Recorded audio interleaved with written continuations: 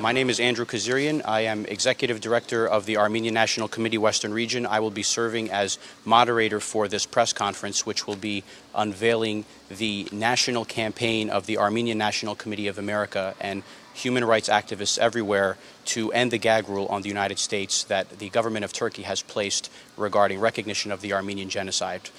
Just to briefly introduce our speakers today, we have with us Rafi Hamparian, who is a member of the Armenian National Committee of America as a board member, and we also have with us Vache Tomasyan, who is a member of the Armenian Youth Federation Central Executive. Rafi.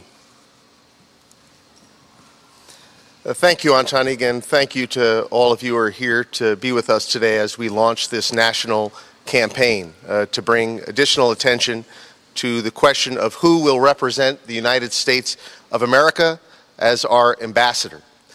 Ladies and gentlemen, we are being hijacked. You and I are being hijacked. The students in this room are being hijacked. Our U.S. Congress is being hijacked. And the United States of America is being hijacked. We're being hijacked by a foreign government, the Republic of Turkey, which is seeking to place a gag rule on how our nation and how our ambassador to Armenia talks about the crime of genocide. Now, last I checked, today is election day here in the state of California, and the Republic of Turkey will not be getting a vote June 3rd here in the state of California. They don't have a right to vote because our Constitution, our Bill of Rights, our Declaration of Independence doesn't give a foreign government the right to vote. And last I checked, on tax day, in April of every year, the Republic of Turkey is not paying taxes to the United States of America. Our Constitution, our Bill of Rights, our Declaration of Independence does not obligate a foreign government to pay taxes. Those taxes are being paid by you and I, and those votes are being cast by you and I because those are the rights and responsibilities and obligations given to us. Now, we're launching this campaign because evidently the U.S. Department of State has taken foreign policy to a new and dangerous level. Somebody over on C Street, the headquarters of the Department of State, thinks that foreign policy should be crafted, molded, instituted, and executed in a foreign government. The ANCA believes that U.S. foreign policy should be crafted, should be molded, and should be executed in the United States of America. And we're tired, we're sick and tired of the Republic of Turkey crafting and molding and executing American foreign policy. It's time to have an American foreign policy that respects human rights and respects the facts of 1915. We are going to be working very hard with those in this hall today, with Armenian Americans and human rights supporters all across America to make sure that the next U.S. ambassador to Armenia speaks truth to power with respect to the Armenian Genocide.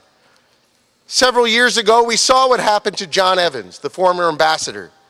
He spoke truth to power, and he said in San Francisco that there was an Armenian genocide. And what happened to him? He was booted out of the State Department, and President Bush and Condoleezza Rice fired him. My friends, we can't allow that to happen again. And so today, the ANCA is launching a national campaign to make sure that whoever represents the United States of America in Armenia as our ambassador does not deny the facts of 1915. Thank you very much. Thank you, Rafi. At this time, I'd like to introduce Vache Tomasyan, who is a member of the Armenian Youth Federation Central Executive. Vache. This year marked the 93rd anniversary of the first genocide of the 20th century. In addition to remembering the innocent victims who were murdered, we've stood against acts of historical revisionism and genocide denial perpetuated by the government of Turkey to this very day. For decades, the Armenian Youth Federation has been at the forefront, leading our youth to continue the struggle for human rights and struggling to end the cycle of genocide. Unfortunately, this year, our federal government once again succumbed to Turkey's denialist campaign. Our State Department and the White House have chosen to consider it more important to appease the Turkish government than to be truthful about history. The tactics of genocide denial have become all too predictable, and the Turkish government has used them all. From questioning and minimizing the statistics, to attacking the motivations of those who speak the truth, to blaming civil war, to claiming that there was no genocidal intent at all, even though over 1.5 million Armenians were killed. President George W. Bush went so far as recalling Ambassador John Evans from Armenia for uttering the word genocide and trying to replace him with Richard Hoagland, a man who outright denied the veracity of the Armenian Genocide. Due to the valiant efforts of Senator Bob Menendez, a genocide denier like Hoagland will not become the American ambassador to Armenia. But it's up to us to reiterate to our elected leadership that the new ambassadorial nominee, Marie Yovanovitch, cannot fall into the same trap of distorting history to protect an unrepentant perpetrator of genocide like Turkey. We look to our senator in California, Senator Barbara Boxer, to continue her steadfast leadership on this issue in protecting the dignity of American foreign policy from those trying to hijack it. We've come to understand genocide denial as being the last phase of genocide.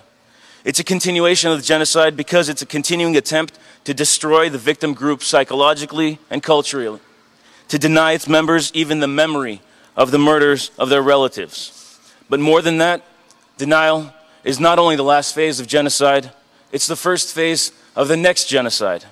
And in order to end this vicious cycle, we must be prepared to speak the truth about the past and act vigilantly in the present. We as Americans must stand up for what's right and not what is convenient. And we must end the gag rule imposed on our diplomats by a foreign government. Thank you. Thank you, Vacha, for those remarks. This concludes the presentations of the Armenian National Committee of America and the Armenian Youth Federation. On their behalf, we thank you. And at this time, the conclusion of the press conference has arrived. Thank you.